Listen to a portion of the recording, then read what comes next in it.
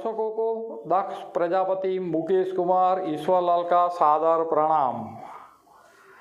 आज हमारे कई दर्शकों ने हमसे फिर एक बार बोला है कि अजीत डोवाल साहब जो केंद्रीय सुरक्षा सलाहकार है, इनकी कुंडली का अध्ययन कीजिए। चलो, आज हमारे अखंड मंथन के सभी दर्शकों की चॉइस की वजह से हम अजीत डोवाल की कुंडली के बारे में प्रिडिक्शन करने जा रहे हैं।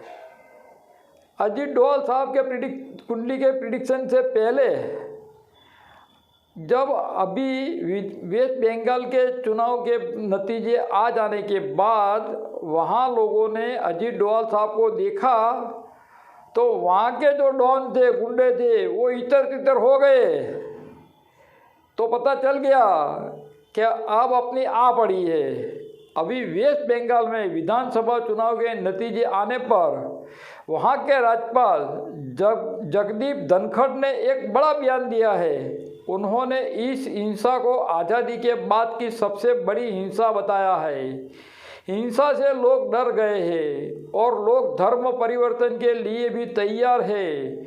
वहाँ की प्रजा ने कहा है कि पुलिस भी कोई मदद नहीं कर रही है क्योंकि वो सत्ताधारी पार्टी से डरी हुई है। वहाँ हालात ऐसा पाया गया है कि लाखों लोग अपना घर छोड़ने को मजबूर है और लोग करोड़ों की प्रॉपर्टी लाखों के भाव में बेचकर वहाँ से निकल जाना चाहते हैं। तो अब सरकार की जिम्मेदारी बनती है। अभी ऐसे माहौल पर, ऐसे वक्त पर केंद्र सरकार की जिम्मेदारी बनती है। जब आईबी का रिपोर्ट वहाँ से चुनाव के नतीजे आ जाने पर मिला कि बंगाल विधानसभा में 29 यानी कि 29 विधायक रोहिंग्या है, सरकार भी चौंक गई और केंद्रीय सुरक्षा सलाहकार अजीत डोवाल को वहाँ का जायजा लेने को भेज दिया।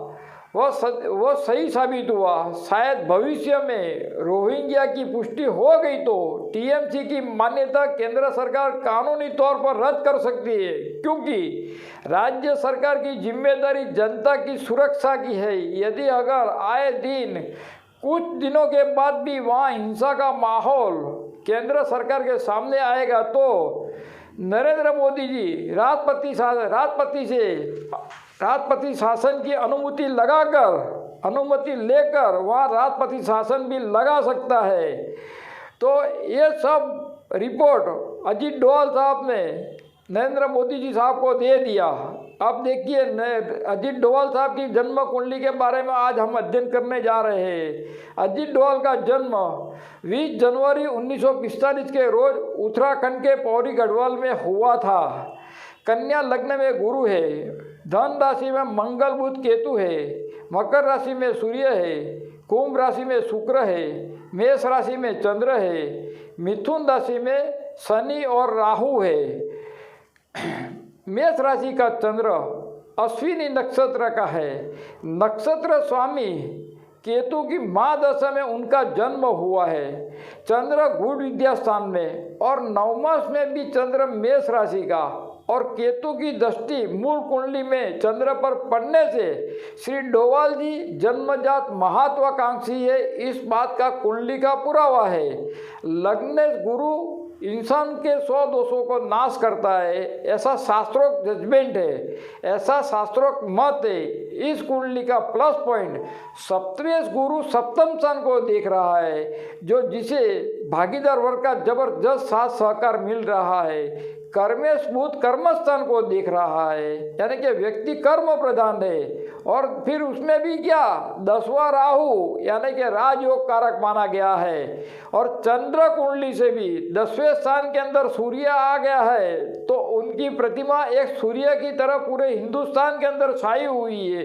सूर्य भी राजयोग कारक है। मूल कुंडली में सूर्य गुरु का प्रतियोग व्यक्ति को नाम, दाम, पद, प्रतिष्ठा प्राप्त करवाता है। कोई भी इंसान हो, जो जिस इंसान की कुंडली के अंदर लग्नेश और पंचमेश का संबंध होता है, तो शायद सृष्टि का कोई भी इंसान होगा तो उन्हें जीवन दरमियान नाम, दाम, कीर्ति, पद प्राप्त होएगा, ये हमारी गारंटी है। अब मूल कुंडली में शनि की राशि का शुक्र और शनि के साथ 9 पंचम योग व्यक्ति जो काम हाथ में लेते हैं वह कार्य पूर्ण स्वरूप से फल प्राप्त करता है। उसे जीवन में सफलता उनके कदम चूमती है।